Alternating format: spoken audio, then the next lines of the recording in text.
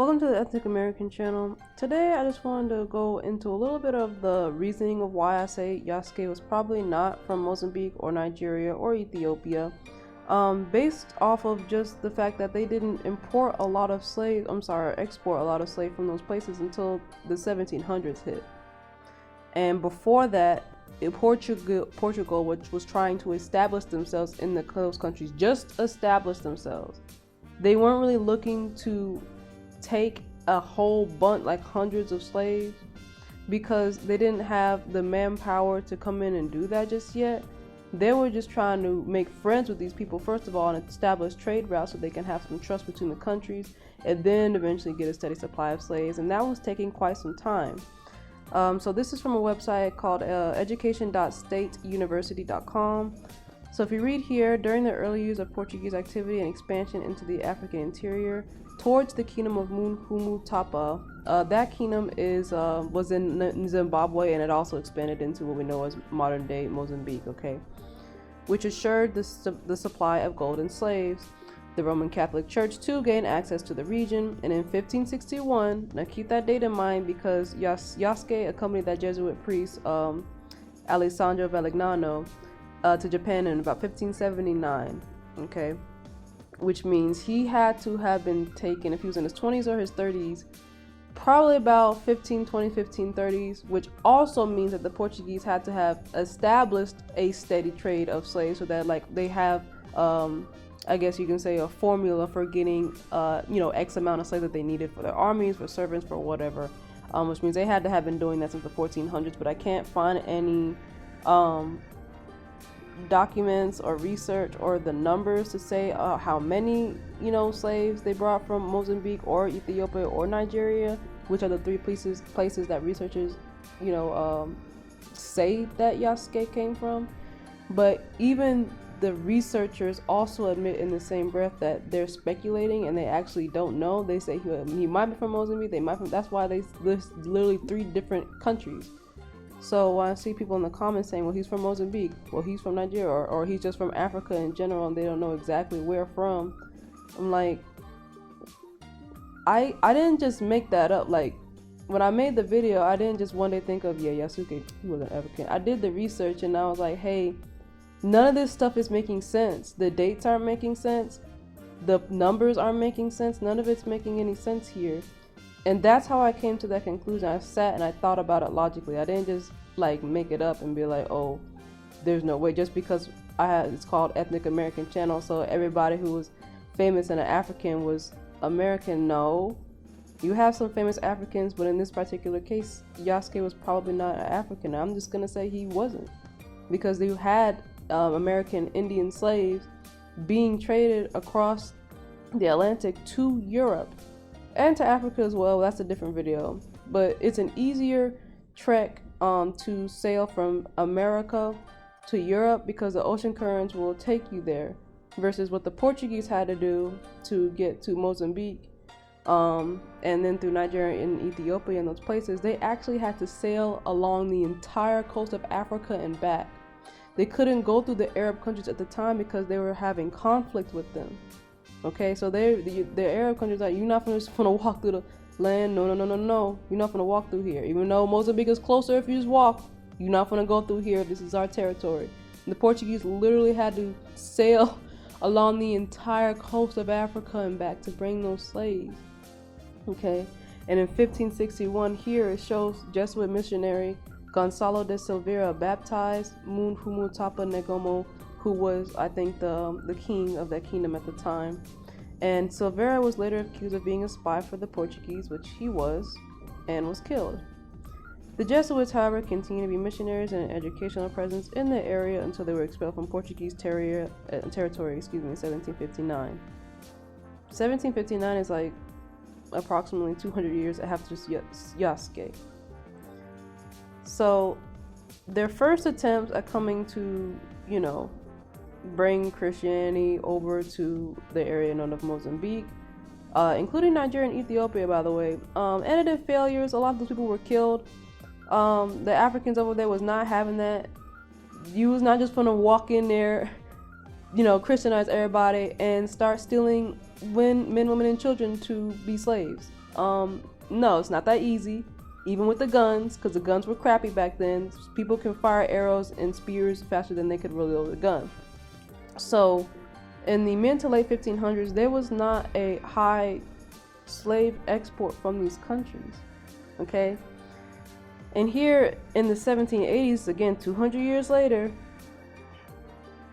the Brasileiros expanded slaving operations in Mozambique. And the Brasileiros were the Portuguese, there's like the Moors, basically. Okay, Moorish Portuguese people who eventually lost their land after Portugal was like, hey, we rule now, we don't want you to rule no more, we don't want you to have no land.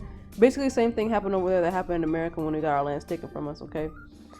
So by 1790, approximately 9,000 slaves are being exported each year, primarily to Brazil, not to Europe, not to Asia, to America. So yes, there was a African slave trade. We didn't come from Africans. However, they did attempt to bring Africans over here, but they didn't bring a large amount because it was just too much to bring that many. You got to fight these people, kill them. Sometimes you got to kill the women too because they're fighting you because you're trying to take their children. Because so most of the time they had to just kidnap the children and kill all the adults. So now you have to have all these children on the ship, have enough food and water for them. They don't know what language they don't know what you're talking about. And so most of them are going to die on the journey.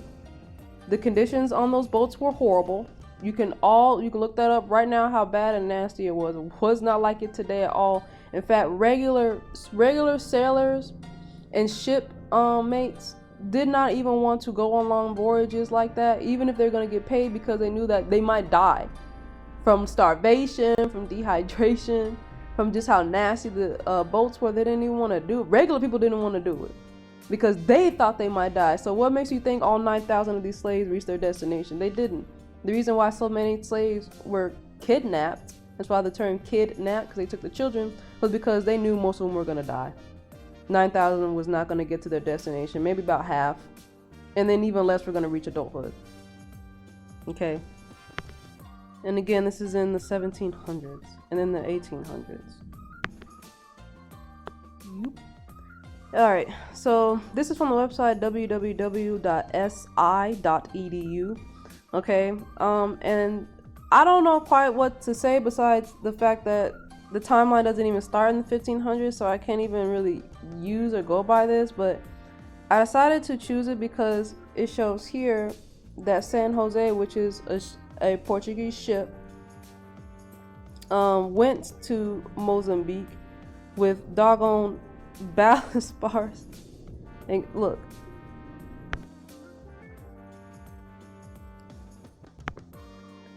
alright, so this is the final one I'm going to show. This is from the website www.mozambique.co.za. Okay, and here it talks about when the Europeans arrived in Mozambique. So 1498, Vasco da Gama rounded the Cape of Hope. Basically, he sailed all the way along the coast of Africa and stopped in Mozambique. And he's like, oh, here's Mozambique right here.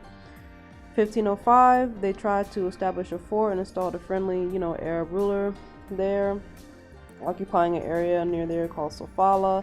But then the gold trade was in decline, and they were like, okay, we don't want this area no more. In the mid-16th century, so we're in like mid-1500s, European settlers begin to penetrate Mozambican interior, occasionally encountering stern resistance from the inhabitants. That's another phrase, a way of saying that the people killed them and said, hey, you're not going to come and take our children because what do you think the settlers were doing there? Just being friendly, hello, hey. Like, no, they were doing some nasty stuff and trying to take people away.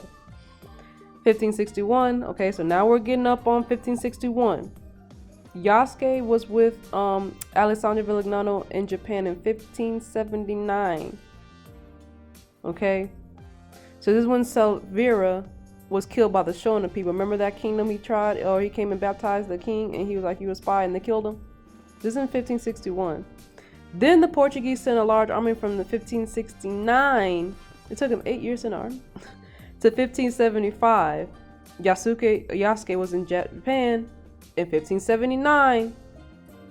So before this, they hadn't even sent an army to Mozambique to subjugate the people and to take them as slaves. So how were they taking all these people Who? What army? What group? They didn't send an army until by the time Yasuke was already up there. And most of those soldiers died of disease. And they didn't do much. Those Africans won. So it's like, how did they get it? And then you got 1600s. By that time, Yasuke's, the event in Japan is over. Okay. So again, I'm trying to figure out, how are they taking all of these? I'm talking about thousands of, not a year. I'm talking about because you have to take enough slaves to populate a place, so that you're used to seeing the people there. It's not this big deal. And again, like I already showed in the video, the Japanese had already seen Africans. So why was Yasuke such a big deal to them? Because at the same time frame in the 1500s that Yasuke visited Japan, they were also shipping Japanese slaves over to the Americas.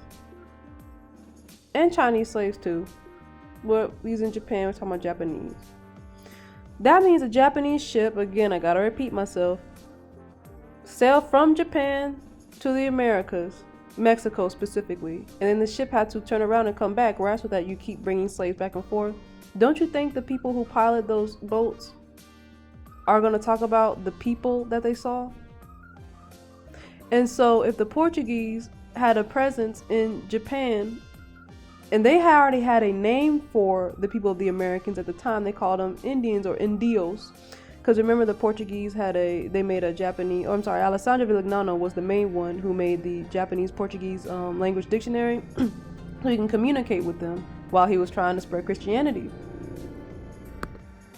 And so when you directly translate gente indios, which is, at the time Portuguese for people in God or people of God, the Japanese were like, oh, these are literally the people of God. So that's why it's such a big deal when Yasuke, came over, because they're like, oh my God, he's one of the American, I'm sorry, not American at the time, the Indios or Indios gods that's over there, and he looks just like our Buddha god over here. That's why he was such a big deal. Because all of the people in my comments, I see it in the comments, but can you please answer the question of, if the Japanese had already seen Africans, why were they up in arms about Yasuke, excuse me? And shout out to that guy who let me know that the Japanese actually pronounce it Yasuke, which is correct, because if anybody's watched Naruto, you don't say Sasuke, you say Sasuke. And it didn't occur to me because everybody says Yasuke. So thank you for correcting me on that. But yeah, the Japanese had already seen Africans, so I'm not quite sure why we keep talking about he must have came from Africa if they had already seen him before. They had already seen the dark-skinned East Indians, they'd already seen Africans, they already seen the brown-skinned Portuguese, the mulattoes who we mixed with over here. They'd already seen those people. They knew about America because they brought slaves there. So why are we still this African thing? Because some researchers said it on the internet. They also say they don't know where he's from. I'm telling you where he's from. I'm telling you why the Japanese thought he was such a big deal, even though they'd already seen Africans a bunch of times before he was even born. So, yeah. So tune in next time for the next topic to the next video. All right, that's all I wanted to share.